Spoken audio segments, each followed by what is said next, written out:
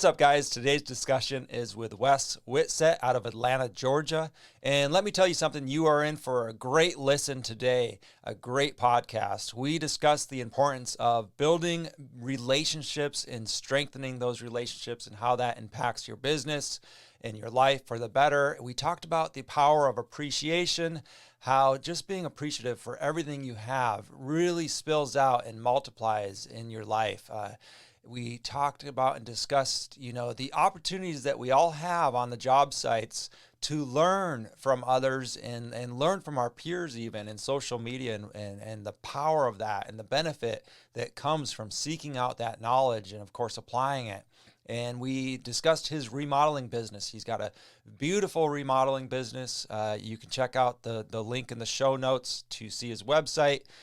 You can follow him and get to know him inside Global Tile Posse. And we discussed how he's, not only built this beautiful thing, but now he's thinking ahead in the future and making plans, making sure that he's investing some of his money now to secure his future. So I know you're in for a treat today. I know you're going to enjoy and benefit from this episode. All right, I'm going to take it from the top with some music.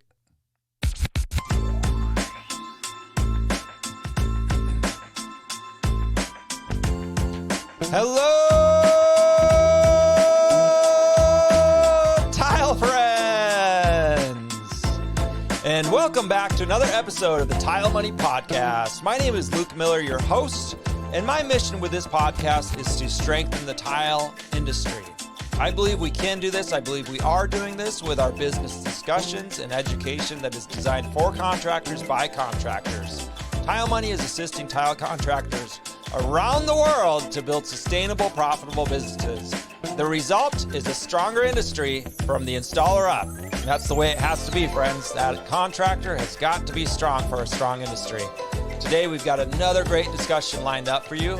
Before we introduce Wes and our guest, though, I would like to thank the sponsors of the show. The National Tile Contractors Association, the NTCA, can be your most valuable resource as a tile contractor. They are the oldest and the largest association of tile contractors. They can answer any questions that you have, whether you're in a sticky situation in the field and you have a complicated problem, or you're seeking an expert in a specific niche. Whatever the case might be, join the NTCA for the brotherhood and the community of like-minded business owners. Some of the best business owners in the United States are within the NTCA. Laticrete International, another sponsor of ours. I'd like to thank Laticrete. Laticrete is one of the leading innovators in the tile installation materials world.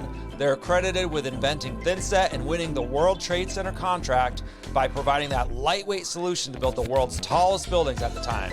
Laticrete is privately held. It's a privately owned company with family values that you can feel whether you're talking to the reps in the field all the way up to the family members that are still working in the business this day. Laticrete provides everything you need to install tile, from the waterproofing to the grout and silicone. It's a one-stop manufacturing company. It has your back. GoBoard, John's Mansville company. GoBoard is an innovative tile backer-board manufactured by Johns Manville. Discover the possibilities with this easy-to-cut and handle lightweight waterproof product. You can carry a bunch of boards. You can seal those fastener penetrations using GoBoard Pro sealants to achieve an ANSI A118.1 compliant installation. GoBoard Pro sealant is now available in 20-ounce sausage packs. Ask your distributor to bring them in. With solid prep, you have a solid job. Without solid prep, you've got nothing. You can learn more at jm.com/GoBoard. And our last sponsor, HappyTileGuy.com. I'm a part owner in HappyTileGuy.com. That is where tile contractors are getting professional websites, fully search engine optimized for lead generation, and that is your online hub for your business. All right, let's get to the show. So once again, Wes, thanks for being on the show. For my audience, who are you? Where are you at in the country, and what do you do? Thanks a bunch. I really appreciate being on the show. I'm Wes with WesDoesIt.com. I'm a remodel contractor. I'm in Atlanta, Georgia. I've been in here in this city for around about 30 years. Mm-hmm. Okay. So for 30 years, you've been a contractor, or how did you get started in the contracting world? Well, originally I'm from North Carolina, Okay. um, and my father used to talk about when he was young. He was a roofer, and that made him a man. Yeah.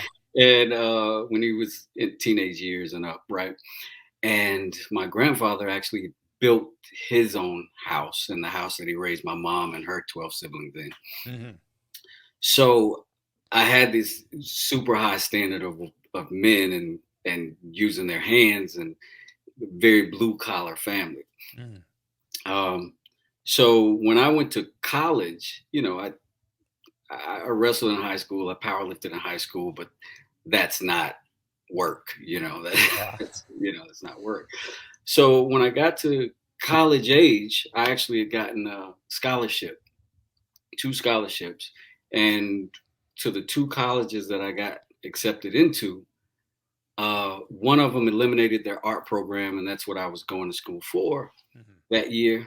The other one got caught with recruitment violations on their wrestling program, so I couldn't do that. Wow. So I ended up defaulting to art school, Okay. and I came down to Atlanta, and I got in art school, and I just loved the city. Hmm. I was fortunate enough to run into my daughter's mother, whose father was actually an owner of a roofing company, a small roofing company. Hmm. And I was able to work with him while paying for college because I'm 18 years old. All Yeah. I'm qualified for is McDonald's, Yeah. which at Yeah. the time was like $3.75 an hour. Yeah. And I remember this guy paying me $8 an hour to carry shingles up and down a ladder all day. Wow. And I was like, oh, well, this will keep me in shape. Yeah. Yeah. so, so I did that. I made better money than my friends were making at the time. And I was a full-time student and doing that every moment that I could in between. Hmm. And that's where I started. That was like 1993, 94. Okay. Okay.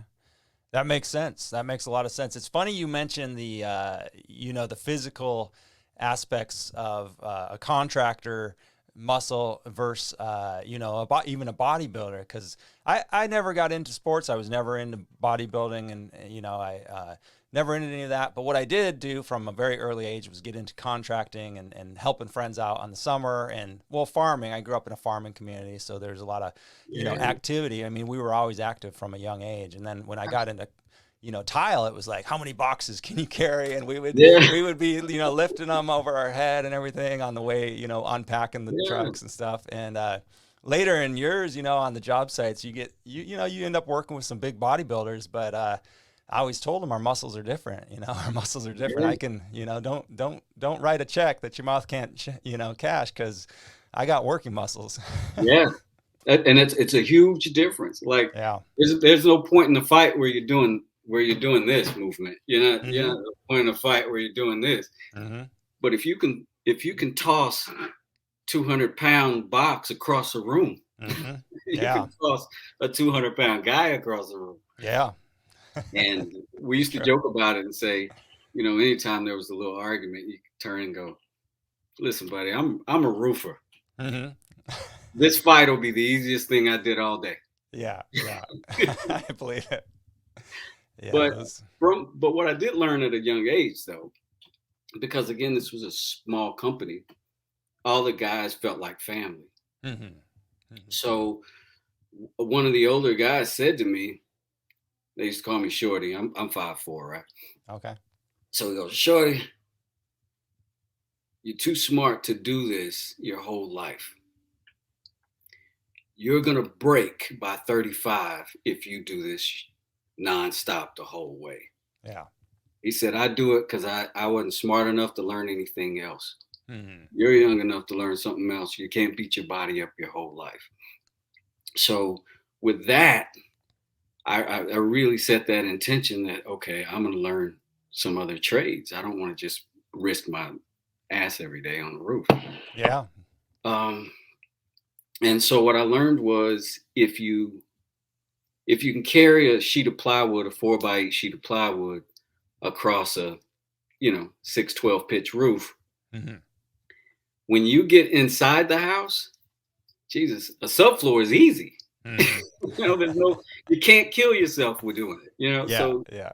and because you learned it in a situation that's more extreme, Mhm. you become a lot more, what's the word? I guess calibrated Mhm. in your Mhm. movement, right? Mhm. It's like you got that last tile to set. It's around the corner of the door, and you got to reach out and post up on the wall and get it around that corner, and then shove yourself back out of the room so you don't mess up what you got. Yeah. That's a thing that you have done a million times. You Mhm. know, and having done that a million times makes you a lot more proficient at certain things. So if you translated that into other trades, like drywall is not a precise type of trade. Mhm. You know what I mean? You can cut within a half inch, you can screw up left or right a half inch, and it's easily fixable. Sure. Whereas tile, a half inch is enormous. Oh, it's the end of the world. So it's like you take those skill sets, you dump it into something else, you get accustomed to the measurements being different, and after that, you're just learning the tools. And so I've started learning the tools of other trades, Mhm. and I would just go work on the weekends with drywall guys, and I would say, "Hey, man, pay me $5 an hour, put me Mhm. with the best guy, pay me next to nothing. I just want to learn it." Okay. And if you pay enough attention, you get with the right guy, ask a ton of questions. Yeah. That guy will give you all the information you're ever going to want. Yeah. You, So, you you said earlier, you said I set my intention, and then I mean I'm going to ask you to explain it, but you just kind of did. I mean, you said you went ahead and followed through with that intention and said I want to learn, I want to get, and you went to you sought out after other trades. I think this is solid advice for young people. I read something the other day. Young people 18 just graduating or whatever. For the next few years, their number one priority should be to learn what they don't want to do for the rest of their lives. You know what I mean? So, yeah, in other words, try a few things. try a few things and really be okay with not meeting anybody else's expectation of you. Mm-hmm. At 18 years old, I'm in art school. I'm $25,000 in debt Wow. before I've ever gotten a job that I could actually eat off of, right? Yeah. So when I got out of school, I felt compelled to use that degree. Sure. I went into Makes sense. advertising and was immediately miserable. Okay. Hated it. Hated it so much that I went back to lugging shingles. Yeah. I was like, I can't do this. I don't want to do this. I Yeah. can't sit down at this desk all day. I Yeah. can't listen to the opinion of somebody who doesn't know what I know to determine what I do. And it may have been ego. I don't know, but I hated it. And I Yeah. called my dad and I said, "Dad, I spent all this money. I'm in all this debt and I hate this." He said, "What did you like?" I said, "I like working with my hands."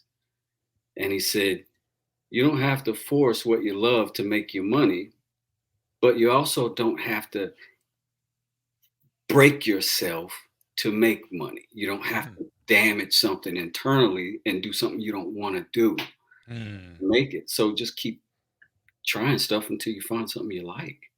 I love that. That sounds like solid advice from Dad. I mean, Yeah. that's awesome. I love it.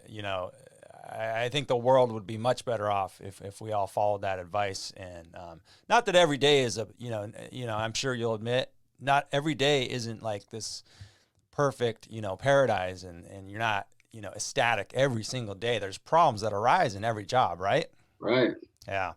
But overall, do you feel better or worse when, do you dread coming into work, or do you kind of have, more joy than less, I think is the point. So, I tell my anybody working with me, I say you got to think of it like a relationship, right? This is how you know when you're with the right person, when all the same stuff comes with everybody. Everybody's a pain in the ass one day out of the week, right? mhm. The difference is with the right person, it still feels worth it, right? And you're still motivated to improve on it. I feel the same way about a job. If Mhm. I can't make myself love that trade, I can't do it. Mhm. if I don't feel reward from whatever it is that I'm trying to do, I don't want to do it anymore. For instance, I don't get any reward from painting, right? Mm-hmm. I learned to paint well from the first good painter that I ever hired on a renovation. Okay. And I learned to paint well so that if my painter didn't show up, I could still get my job done. Sure. But I get zero satisfaction out of it, so I'll never be an exclusive painter. I'll always sub that out, or I'll always hire somebody to do painting for me. In fact, anytime I hire somebody, the very first question I ask is, can you paint? Mm-hmm. I don't want to do it. But I get satisfaction from the tile. I get satisfaction from fine carpentry. I get satisfaction that the end of my end product is functional. It satisfies the engineering part of my brain. And if it looks good, it satisfies the aesthetic, left part of my brain. Yeah. Like I'll probably never be as good a tile guy as you, a guy who's done it every day consistently for years and years and years. But because I've learned the mechanics of it and I associate with really good tradesmen like you, then I can set my standard to their standard. It's going to take me longer. But if I'm doing work that I know people are going to be ashamed of, when I got into the group that I met you in, I posted some work of mine that I was really proud of, right? And it was a shower, and I had slivers on that right side wall, and they went from an 1/8 inch, from probably about a 1/4 inch to about 1 inch by the time you got to the top of that wall. And they let me have it in that group. How'd that feel? It felt extremely humbling. Okay. Because when I went through and I started looking at these guys' work, I didn't see any of that. And whereas my house sold fine, it did everything that I wanted it to do. Sure. The thing about it was, if you're going to do anything, you want to do it on a high end. You want to have the standard of 110%, right? Because you're not going to hit that mark. So when you miss, you're at least at 90%. But if you start out shooting for 90 and you miss, you're at 70 and you got a bad product. Yeah. So my standard has to be higher than my capacity for me to keep learning. That makes sense. I like that. I like that quote a lot.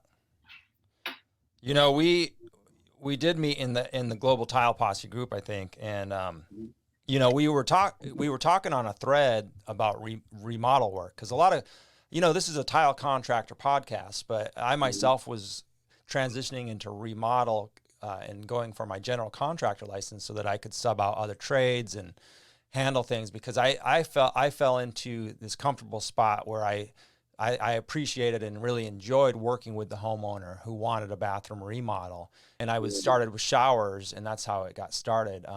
And I think it's a good way for a lot of people. It's not for everybody. Some people just want to specialize in tile, and that's certainly a viable and valuable opportunity there. But what I liked, and I saw your comment, I've been a remodeler, and it was a great comment.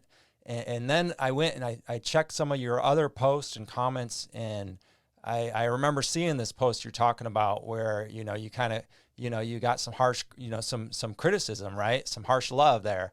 And a lot of people will take that criticism like that, and they'll leave the group, or they'll get offended, or take the post down. But the way you receive that and what you did with that criticism told me everything I needed to know. I got to get Wes on the podcast, in other words, because this man, he takes this and you made a post later and you said, this group has really improved my skill set as a tile installer, because I, like you're saying, it's not your main trade, but, and so I appreciated that about you, right away. And I thought, I got to get Wes on here to discuss his business, because a lot of people are interested in, curious about whether or not they want to be a general contractor and, have subcontractors or do it all. Some people think, well, I don't want to paint. That was some of the discussion in that thread. I don't want to be a painter. And I said, you don't have to be a painter. You can sub it out, just like you just said. And so tell me about your progression to, you're a young man, you're doing all these different trades, and how did you wind up as a general contractor who specializes in home remodeling? And what was that transition like in the early years? How did you start subbing things out and gain some traction? Like I said, with roofing, because I was working for the actual owner, like I'm his right hand, I've got access to everything. So I'm learning blueprints. I just happened to have taken a class in the 8th grade about how to do blueprinting. And it's been the same since then on. So I knew what I was looking at when he'd show me blueprints, and we could go through things and I could learn the mechanics, how structurally things are built. When it comes to framing, the roof is the most intimidating part of framing a house. It's the only thing that's not on square, true, and right angles.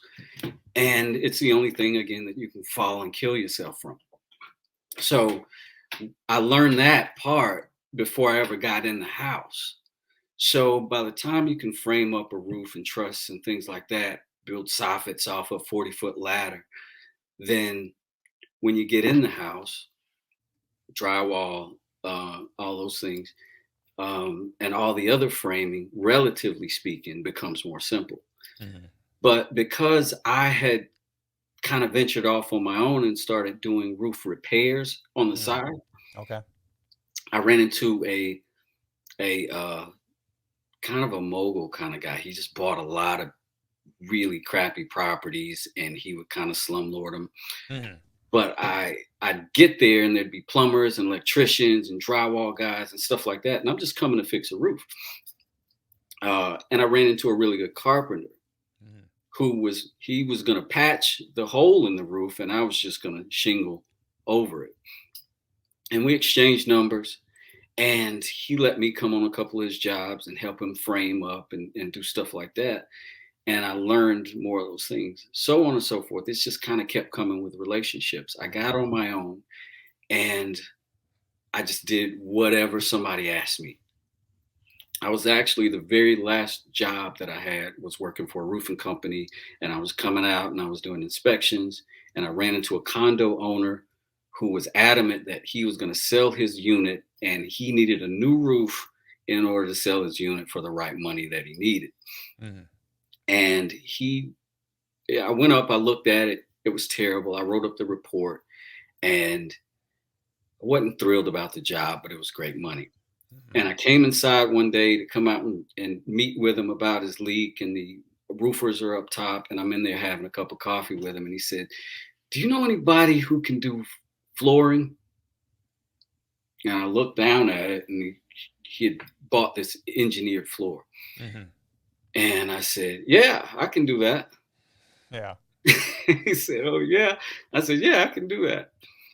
And this was like in the 90s, right? So he said, "How much would you charge me?" And I said, $1,800. I said $1,800 because at the time, that was 2 weeks of money. I knew that You can get it done in 2 get weeks. it done in 2 weeks, then I'm ahead of the game, right? So he said, "Okay, you're hired." I quit my job that day. I put this floor down. I went out, and this was before the internet was For you too. Yeah. So I went to Home Depot and bought 4 books on flooring. Sure. And they were like those thick, magazine kind of style books. And I just went through them all until I knew so many of the specifics that I couldn't screw it up. And it took me about a week and a half to do those floors. I was thrilled to get it done. He was thrilled with me. And he asked me after that, "Do you know anybody who can do tile countertops?" I want to do tile countertops. Again, this is the 90s, right? Yeah. Oh, yeah. Hot item back then. So I said, "Yeah, I can do that." I got a deposit, and I went out and I bought more books on tile. Yeah. And it was a small enough job that I didn't have a lot on the line. Mm-hmm. It was better than hourly pay. So if it took me longer, that'd be fine. And I just was really meticulous because I was afraid I was going to screw it up. I had met all these other tradesmen, and I just call them and say, "Hey, man, can I put this down on that?" And they'd go, "Oh no, you got to put down some kind of concrete board or something." And I go, "Oh, okay." And I learned that by getting associated with people who knew more than I knew. Mm-hmm.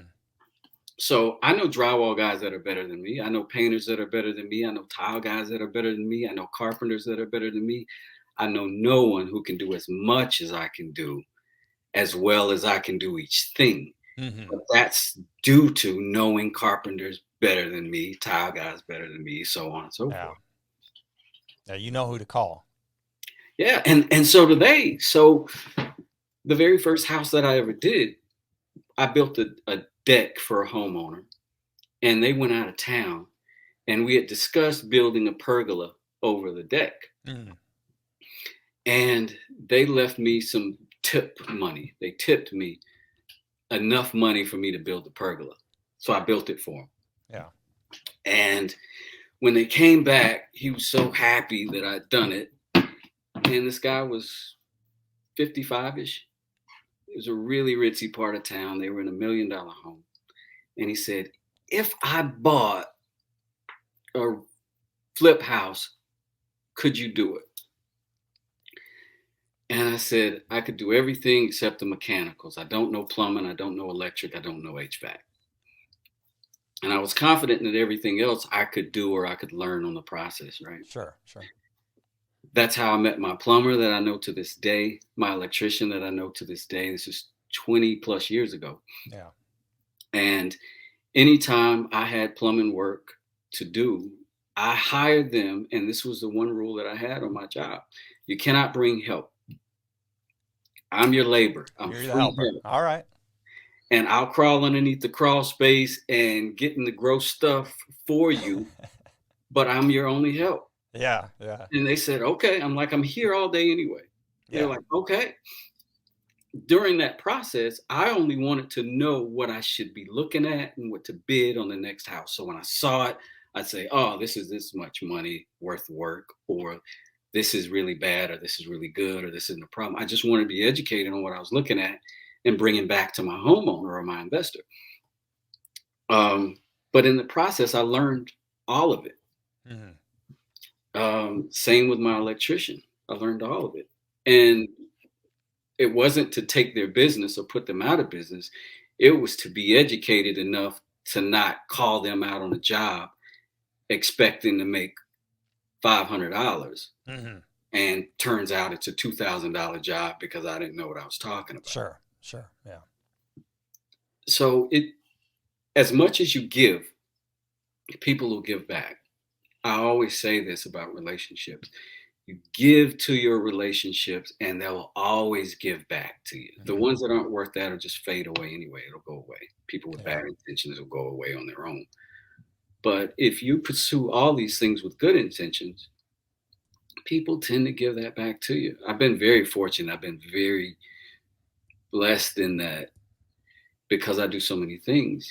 Mm-hmm. At any point, any of those guys could call me and say, "Hey, Wes, can you come give me a hand on something?" Mm-hmm. And if I've got the time, I am, and I'm going to make good money doing that too. Yeah. Yeah. No, that makes a lot of sense. I especially like, the story about you jumping in there and getting your hands dirty in order to learn, not because you wanted to, not call that plumber again, but you wanted to know what to bid. You wanted to know, say you start learning about plumbing and then you learn, oh, this plumber that I hired, something's not adding up because of, you're also gaining knowledge from books and now the internet and everything.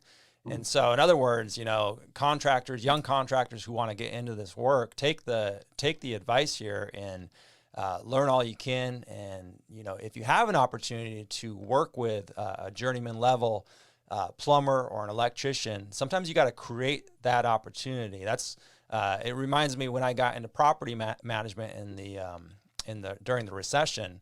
the people I was working for at the time, you know, they would have had me do anything. If I said I could do it, they would have done it. But I never did electricity or electric work or plumbing in the apartment. It's big. I didn't feel confident. You know, I didn't feel safe. Pretty big deal. But so I would always call a plumber or an electrician, and I would always be there. And because of that, I was able to communicate with these plumbers. The manager before me, he would never be there. He would never show up, and he would just leave. And we had all kinds of plumbing problems in this apartment. It was 40 units. We had floods, you know, sewer floods, and every quarter or every month almost. And I started asking these guys, why is this happening? They said, well, we gotta clean these out more. You know, we got to clean out your cleanouts. And I said, well, let's get it done. I called my boss and said that I'm going to schedule them for quarterly cleanouts. And she's like, let's get it done. And I did it. And no more backups, you know, no more problems like that. And it's like, just communicate and ask questions and learn, you know, and ask why is this happening? Well, why are you plumbing it this way? You know, why are you putting you know, how do you diagnose an electric problem inside the wall? You know, it can be a hard issue. Yeah, absolutely. But that's just smart. Like, good. One of the you mentioned earlier when we were talking that that there's a lot of like podcasts and things like that benefit people to listen to. Like these things we didn't have when we were younger. We were stuck with what was on the radio. Yeah. But now there's like Chris Voss is a guy I listen to a lot. Sure. Yeah. And one of the things that he deals with is the neuroscience of the thing. And part of the neuroscience is that people who are in good moods, a brain in a good mood is 30% more effective and efficient. Yeah. You're literally smarter. You go from if you put it on a grade scale, you went from a D to an A plus just by being in a good mood. So if you're making friends during business and everybody's in a good mood, A, we're all smarter. B, we're happy to see each other rather than, oh my God, I got to go deal with this freaking plumber. You know what I mean? Yeah. Because when you're not friends with the plumber, when something happens with the plumber's an enemy, you know? Yeah. When you both understand plumbing, the problem is the enemy and you're both working on the problem. Yeah. You get to say, hey man, so what's going on over there? All right, let me tell you what. And then you get to have your conversation rather than, I thought you said this was going to be taken care of. You know? So it just creates a better circumstance when everybody's happy. And I carry that around with me. As a young man, I didn't realize that, but I'd come home and I'm testy, I'm snappy, I'm irritated because I'm not happy at work, or I'm letting the job stress me out, or whatever the thing is. But that unhappiness you carry on your back and you end up unloading it on your family. And that's the whole reason I'm working in the first place, is to come home to them. Yes. So I made it a very clear intention to either learn how to be happy doing what I'm doing or do something that's going to make me happy. Either one will work. But I have to be happy doing it, because to be good at something, you're going to have to put in more time because you have to care more. How do you minimize negative surroundings? There might be, there might be circumstances either in your family, in your neighborhood, politics, obviously it's November 12th, 2021. There's a lot of angst right now on social media and real life, grocery store, job sites. How do you minimize these negative circumstances to protect your mood and retain your happiness? Well, I do understand that every problem that I'm aware of is not my problem. I can have an opinion about things without having a fight about things. I can have an appreciation for somebody else working towards a goal, me working towards a goal, and maybe the way that my goal is set up and their goal set up, that we interact, right? That we Hmm. cross paths. And maybe my goal damages their goal, or their goal damages my goal. Hmm. The thing that I try to remember at those points of intersection are, how do we get to a common interest, right? Because at the end of the day, I don't care what the situation is, the bottom line human goal is, I want to be all right. Yeah. And you want to be all right. Yeah. So whatever other things that we're doing to try to get to our all right, um, we can do without damaging somebody else's well-being. So in all of my efforts, I try to make sure that I'm not creating a worse environment. Because if I become an adversary, then it becomes your job Hmm. to fight me or conflict with me. But if I am your collaborator, it becomes our job to solve my problems and your problems. And I'd rather have two people working on my problems than any people working on my downfall. Okay. I like that. I like that a lot. That's solid. I'm gonna clip that and put that out there. I love it, Wes. I appreciate that. Oh, no problem, man. Like, we got to make it through this thing. Like, No, I mean, we have no other choice. yeah. Do you, can you mentioned Chris Voss. Do you have any other habits or rituals, or not rituals, but daily routines? I mean, for listening or watching, for, to retain this positive, position. Because a lot of people, I'll just talk about myself. you know, Mhm. I, I have good days, I have bad days, I have, it's like a roller coaster. So once I'm up, I want to retain that as much as possible. For me personally, what happens is I have a routine that really keeps me positive. But Mhm. then once I get so positive, I start to forget that routine, and I go back into my old, some of the old ways that aren't as positive. And I don't catch it until it's too late. And then I find myself, down low again. What kind of advice would you give somebody like me? I learned this was weird, because this was the one time I went to court for jury duty. I got a jury duty thing and I had to go sit, and we were just waiting. In the meanwhile, they had these magazines, all these old magazines out, and I opened up one of them. It was like uh, it was some kind of scientific magazine, right? Hmm. And they had in there, and this resonates with me to this day, that balance is more important than highs or lows, right? Hmm. It's the balance. Um, if you're constantly elevated, Yeah. that becomes your norm. That becomes your regular. So for you to feel anything bigger, something extreme has to happen, or you have to lower your plane in order to really Hmm. appreciate the high that you normally are on. So for me, I'm a person that comes from depressed people, right? So in my very makeup, I have a tendency to gravitate towards the negative, right? Hmm. Hmm. And because I gravitate towards the negative, that safeguards me in a lot of ways, right? But I had to make the realization of where it's appropriate, where it's not appropriate. Know that there's a difference between the things that locked into me as a child and upbringing are not, and they feel the same. They feel very similar to what your instinctual things feel like, because Hmm. it's so set in. But you have to consciously think of, lows are going to happen, and that's okay. Um, I don't know who said this, but they described life as seasons, right? Hmm. Summer's great, fall is nice, winter's cold, Hmm. right? And then spring comes again, blah, blah, blah. If, because, I was a roofer Hmm. in Atlanta. So December, January, February is hard.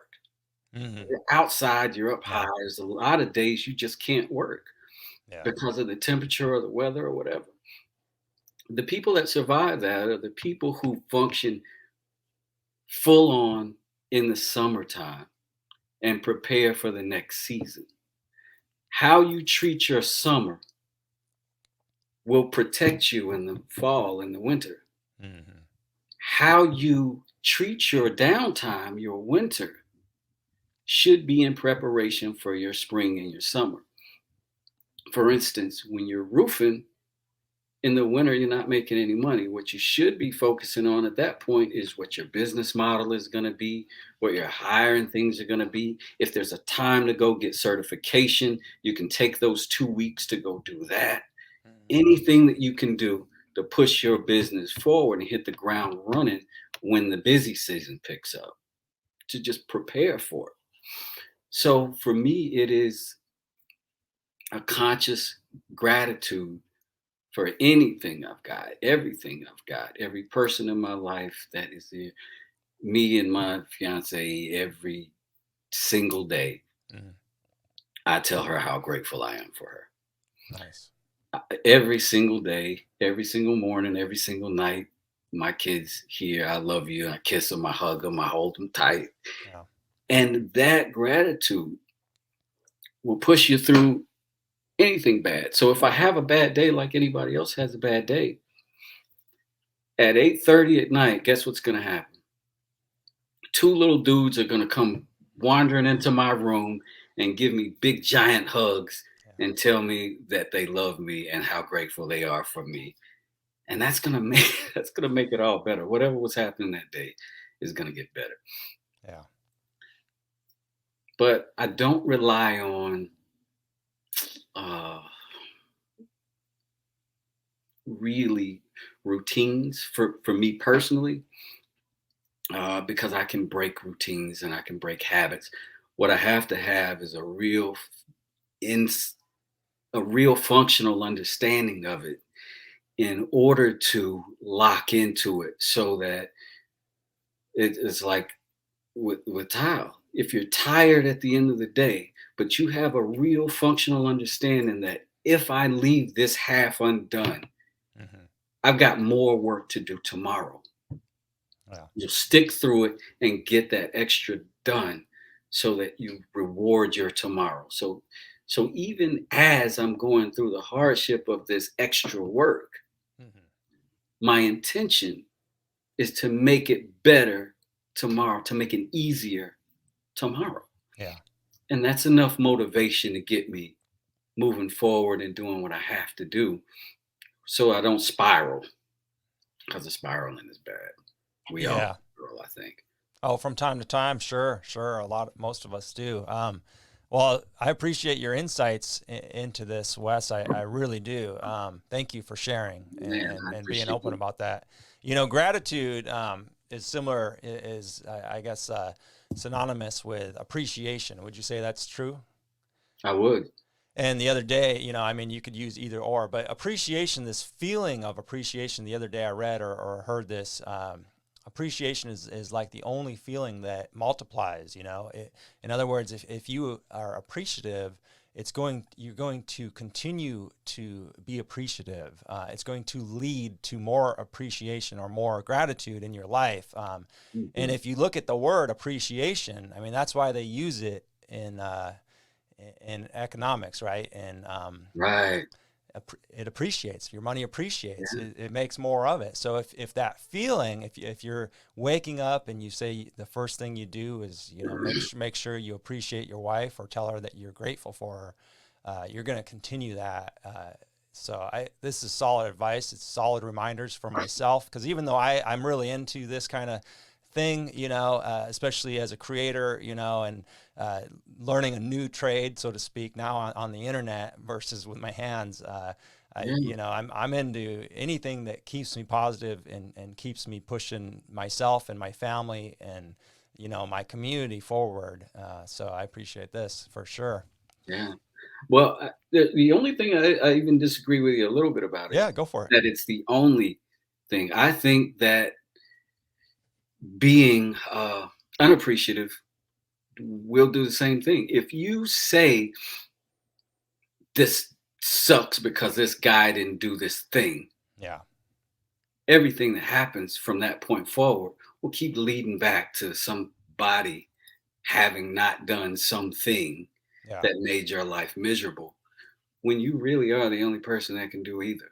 Mhm. You can Mhm. make yourself miserable, you can make yourself appreciated. Yeah. But you'll be appreciated when you are appreciative. Like you said, it just keeps bouncing back to you. And it's remarkable when you can get in that mindset and what it can do for you overall in your well-being. Yeah. No, this is a solid point. Thank you for bringing this up. I this is true. This is true. And I'll take Facebook, for example, because it's part of my business. It's part of my life, my daily Mhm. routine now. And if I start noticing negative posts and start giving it more attention than it deserves, right? And letting it impact my emotions, the next thing I know, I'm seeing one after another.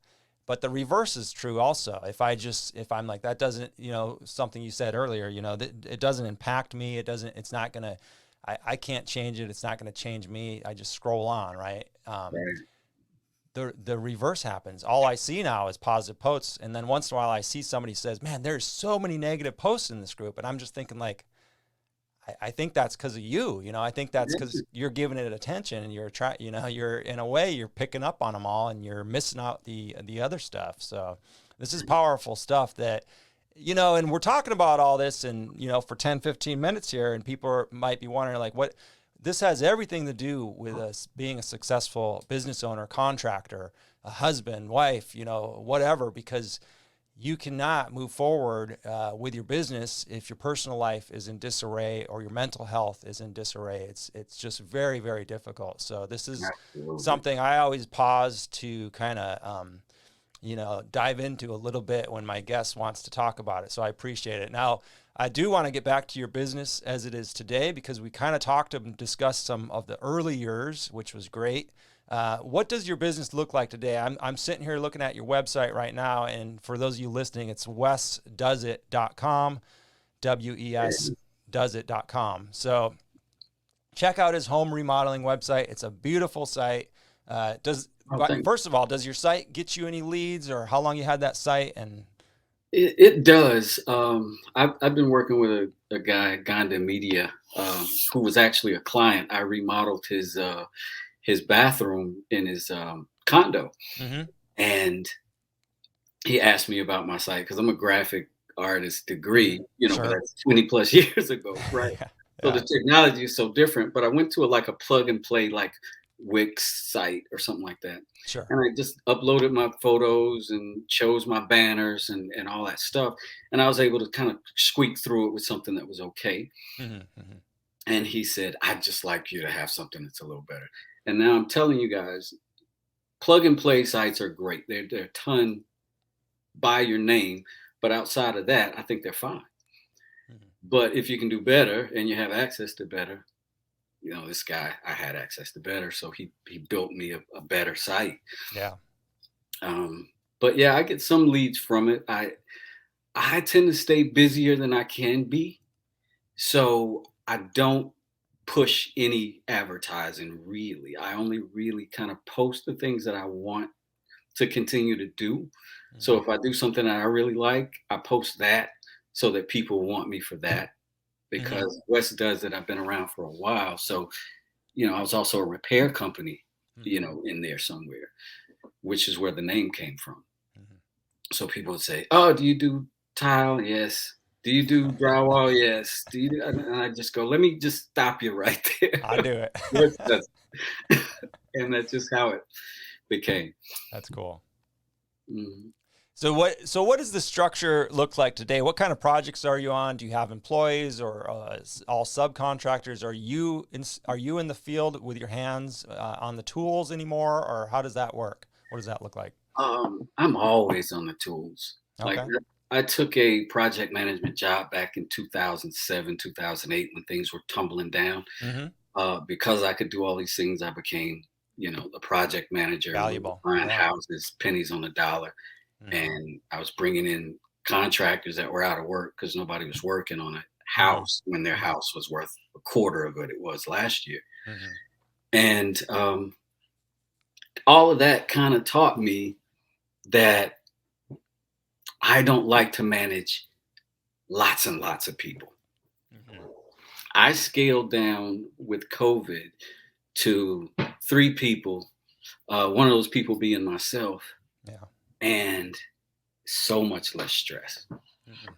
I don't have to cram in as much work to feed 3 people, and I don't have to worry about doing it all myself with that number either.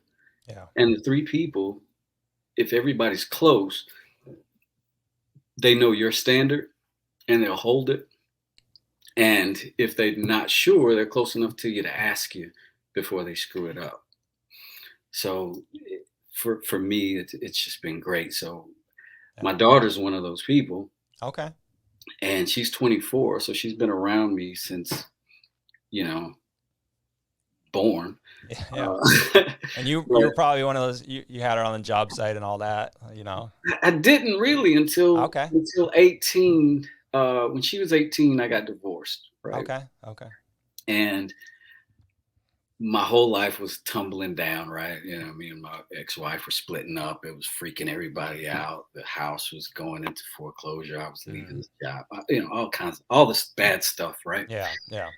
And I went down to Florida, and I found one house for a client that I took, that I was going to renovate the whole house. It's an 800 square foot beach house, Mm-hmm. but I was going to gut it entirely and do the whole thing by myself, as a kind of get back on my feet gesture. Sure. And my daughter began to have panic attacks because she'd never been without me. She went to go live with her mother in that meantime, but she had never not lived with me. So I brought her down, and I'm like, I'm here working, you can Yeah. do something, she had just graduated high school the year before. So I'm like, taught her how to use a tape measure, and then she just became my cut man. Yeah. And she liked it. We get along great. She's a lot like me. So she learns exactly how I learn. So I know how to teach her. Yeah. And it just works out. Right now, we're doing one home for a client of mine who has a wife who is going early onset Parkinson's. Mm-hmm. So what he did was set aside an amount of money, and he said, I want my house to be beautiful for my wife again. Yeah. Wow. And we're going to pick things one at a time. I'm going to let her pick what she wants done one at a time. And how would you feel about that? And I said, oh yeah, I'll do that. Yeah. I'll do that. So we're going to do that until he runs out of money for what he set aside for it. Sure. And then we'll probably move on to some investments. I'm currently in the market looking for some investment property. I have one piece of investment property now. And what we want to do is start going in to renovate, put people in them, or flip them, but most likely put people in them. If I can afford to hold, I'm going to hold. Yeah. And build up a net worth enough to be able to get more loans on more property and get more people in them. It's just great fun. I like everything about remodeling except the client. Oh, okay. That's the one part I can't control. Yeah. And I don't mind. I typically get along with my clients great. But sometimes you bump into a client who's got a really bad idea, and it's going to be ugly at the end. And it's a month of effort, and it's not even going to be worth a photo because they're going to choose them off to paint it all, so. Yeah. No, this is a route that a lot of contractors take, after you put yours in and build some sweat equity, start investing in your own properties, either buy and hold or flip if the opportunity is there.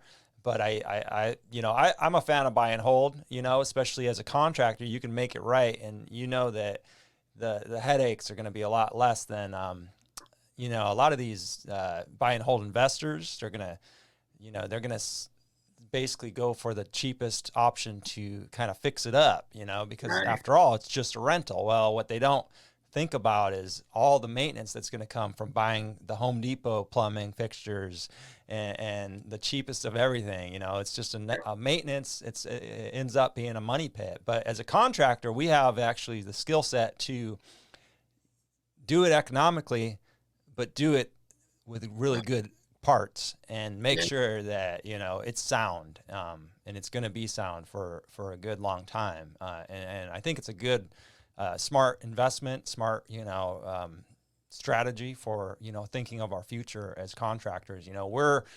We're in charge of our future. We're in charge of our retirement. We're in charge. We don't have anybody else really looking out for us.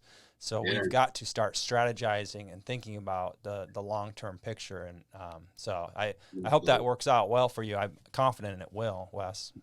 Oh, I appreciate it. I Yeah. take every L with a grain of sand. I think it was Anthony Joshua said that you can't let your losses get to your heart. You can't let your victories get to your head. Mm-hmm. I like that. So, like I said, just staying in a balanced place. Like it'll work out or it won't. But if it doesn't, what'll be happening is me evolving to a better strategy. Mm-hmm. You know. Mm-hmm. So I'm confident, that it'll go the way we want it to. Absolutely. Absolutely. Well, Wes, I've really appreciated this conversation. Oh man, I enjoyed Was there anything we missed that you wanted to voice, or impart some last minute wisdom here, before we end the show? Oh no, I am building kind of a brand called Blue Collar Philosophy that I'm going to be working on, and hopefully that'll evolve into kind of a webcast. I don't know if I'm if I'm built for that yet or not, but I think I'm gonna give it a shot. We're kind of in some developmental stages of that. Um, That's awesome. Well, make sure to let me know when that launches, and I will promote it, and love to tune in to that, Wes, because I've really appreciated this conversation. And don't doubt for a minute that you're not built for that. I mean, it's one of those things, you got to start doing it, just like anything, right? Just like your whole life experience here is, you dove into it. Look at me. I'm actually terrible at what I do, and yet I'm the I'm doing it. You know what I mean? No, I'm just teasing. But what I mean is, you don't get training. I didn't get any training. I didn't. You can't go to school to learn how to be a podcaster or a YouTuber. Really, you just got to start doing it. And there's enough people doing it that you can watch and pick up little pieces here and there. I mean, I just watch people who I enjoy and then try to imitate or emulate, or pick up little tricks and tips here and there. And over time, I mean, I go back and listen to my first episodes, and it's just really cringe. I leave them up because it's good. It's a good reminder of how far I've came, And, yeah, yeah, that's great. yeah, no, you're gonna do great. Yeah, I think but the internet is so great now. It's just so great. Like this past year actually was the first Schluter pan I ever put in. Mm-hmm. First time I ever did it, and I only did it because I had to do it. They didn't build a liner big enough for the shower that I was doing. Yeah. And then once I looked at on the internet like 100 times, and I'm like, it can't be this much easier than what I was doing. And I was Right. like, Right. Jesus Christ, I've been lugging concrete, and we could have done this with styrofoam this whole Yeah. time. But I think maybe it's a True. similar process learning how to do this, but it Yeah, worked yeah. out. No, you got a good disposition for it, and you got something to say, and it's worthwhile to listen to. So I'll definitely tune in, and anytime, Wes. I thank you. I agree. The internet and podcast and YouTube, people kind of dog on it these days and say, well, where did you get that, YouTube? And it's like, yeah, I mean, you have doctors, you have scientists, you have, philosophers, you have all kinds of people, you have college professors teaching college grade classes on YouTube. So yeah, I did learn it from YouTube. Right. Information. It's Yeah. a ton of new information and Yeah. perspective. Because you watch 5 videos of the same system go in, and you'll realize that one of them didn't know what the heck they were doing. Mm-hmm. And one of them was way better than everybody else. And it's just a way to gauge it and to learn new things. Like it's really, really a great time for being able to educate yourself and being able to jump out into the world a little bit more confidently than we would have been, because we may not have. I'm a small town guy where I'm from. Yeah. There's no way I would have met a drywall guy and a tile guy and a plumber and been close enough to them to consistently get information from them or give. Yeah. I like it. I like it a lot. Well, thanks again, Wes, for your time. I want to be respectful of your time. I'm sure you got, it's Friday. Happy Friday. And Friday. Enjoy your weekend. Hope you have a great weekend. You're going to go fishing? I'm going fishing, buddy. Yeah. In the river or lake, or what do you fish for? There's a Sweetwater Creek down here. It's like a lake that turns into some rapids. And I keep hearing that there are perch and bass down there. And I'm going to go see about them. Nice. Well, post up if you catch any. I'll look forward to seeing that. I will. All right, Wes, you take it easy. Thanks so much, man. You're welcome. My pleasure. All right, tile friends. Well, I really appreciated Wes coming on the show and sharing his knowledge. I hope you enjoyed it as much as I enjoyed getting to know him a little bit better. Listen, if you want to stay in touch with all things Tile Money, you can check us out on tilemoney.com. You can sign up for our weekly newsletter. We email that out towards the end of the week. The link is in the show notes, or check out tilemoney.com. I hope everybody is having a positive week, and I hope you're, above all else, please, for goodness sake, do me a favor out there, tile friends. Do the tile contractor community a favor. And make sure that in November 2021 and moving forward, I should say, please make sure you're staying profitable out there, tile friends. All right, talk to you next week, tile friends. Thanks for tuning in. Thanks for listening. I appreciate y'all.